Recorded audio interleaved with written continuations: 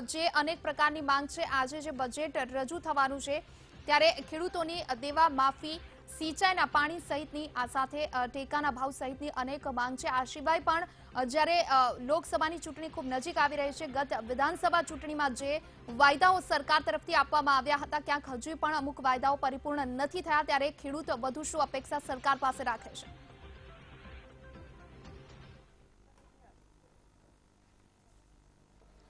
આપણે અન્ય ખેડૂતો છે તેમની સાથે પણ વાત કરવાનો પ્રયત્ન કરીશું। શું કહેશો, જે રીતના બજેટ આજે રજૂ થવાનું છે તેમાં જે ખેડૂતને ગયા બજેટમાં પણ વાયદાઓ કરવામાં આવ્યા હતા, હજુ ઘણા બધા વાયદાઓ પૂરા નથી કરવામાં આવ્યા, હજુ શું જરૂરિયાત છે ખેડૂતોને?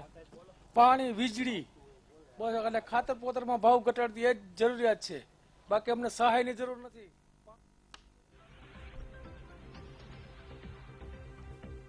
જે બિલકુલ ગૌતમ, આપને અટકાવવા માંગીશ। નાણામંત્રી નીતિન પટેલ દ્વારા પ્રતિક્રિયા આપવામાં આવી રહી છે।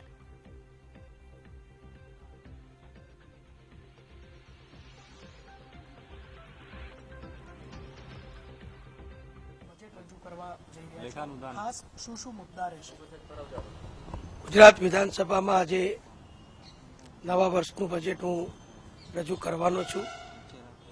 આપ સૌ જાણો છો એ પ્રમાણે આ વર્ષે લોકસભાની ચૂંટણીઓ યોજાવાની હોવાથી ભારત સરકારે પણ લેખાનુદાન એટલે કે વોટ ઓન એકાઉન્ટ બજેટ રજૂ કર્યું છે। ત્યારે પ્રણાલીગત રીતે ગુજરાતમાં પણ આપણે વોટ ઓન એકાઉન્ટ બજેટ રજૂ કરીશું અને આ બજેટ પછી 4 મહિના પછી પૂર્ણ કદનું બજેટ ફરીથી ગુજરાત વિધાનસભામાં નાણામંત્રી તરીકે મારા દ્વારા રજૂ કરવામાં આવશે। એટલે આ બજેટ 4 માસ માટેનું જોગવાઈઓ કરતું બજેટ છે અને આખા વર્ષની જુદા જુદા વિભાગોની અત્યારનું જે ચાલુ વર્ષ છે એની જે યોજનાઓ છે એ બધી જ યોજનાઓ બધા જ વિભાગોની યથાવત રહે અને એના માટે જે જરૂરી નાણાકીય જોગવાઈ કરવાની થાય એ બધી પણ આજના બજેટમાં કરી છે। એટલે કે આ વર્ષની બધી જ યોજનાઓ ચાલુ રહે એ માટે નાણાકીય જોગવાઈ અને નવી કેટલીક બાબતો જે આજે હું જાહેર કરીશ એના માટે નાણાકીય જોગવાઈ અમે આજના બજેટમાં કરી છે। કેવું હશે બજેટ? કેવું હશે? ખેડૂત લક્ષી હશે, રોજગાર લક્ષી હશે, ઉદ્યોગ લક્ષી હશે? મારું આ બજેટ આજનું સર્વાંગી પ્રજાલક્ષી બજેટ હશે। ખાસ કરીને વિપક્ષ દ્વારા કહેવામાં આવે છે કે ઇલેક્શન નજીક આવી રહ્યું છે ત્યારે આ ચૂંટણી ઢંઢેરો છે, શું કહેશો એ બાબતે?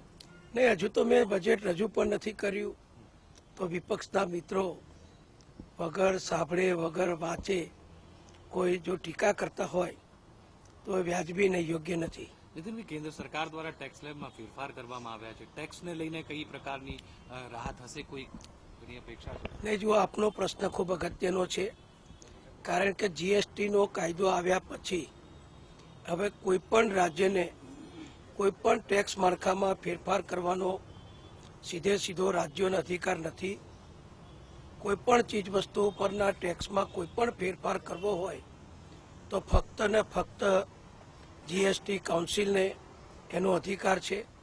એટલે એકલું આપણા ગુજરાત રાજ્ય માટે નહીં, કોઈ પણ રાજ્યના કોઈ પણ નાણામંત્રી હવે ચીજ વસ્તુઓ ઉપરના ટેક્સમાં વધારો કે ઘટાડો કે કોઈ પણ પ્રકારનો ફેરફાર એ જાહેર કરી શકતા નથી, કારણ કે બંધારણમાં સુધારો કરી આ બધી જ વ્યવસ્થા અને બધા જ અધિકાર જીએસટી કાઉન્સિલને આપવામાં આવ્યા છે। મધ્યમ વર્ગના લોકો છે તે લોકો માટે કયા પ્રકારનું બજેટ રહેશે? એ મધ્યમ વર્ગ, ગરીબ વર્ગને સાર્વજનિક રીતે બધાને ઉપયોગી થાય અને બધાના માટે કંઈકનું કંઈક મળે એવું આજના બજેટમાં અમે રજૂ કરવાના છીએ। આભાર બધાનો।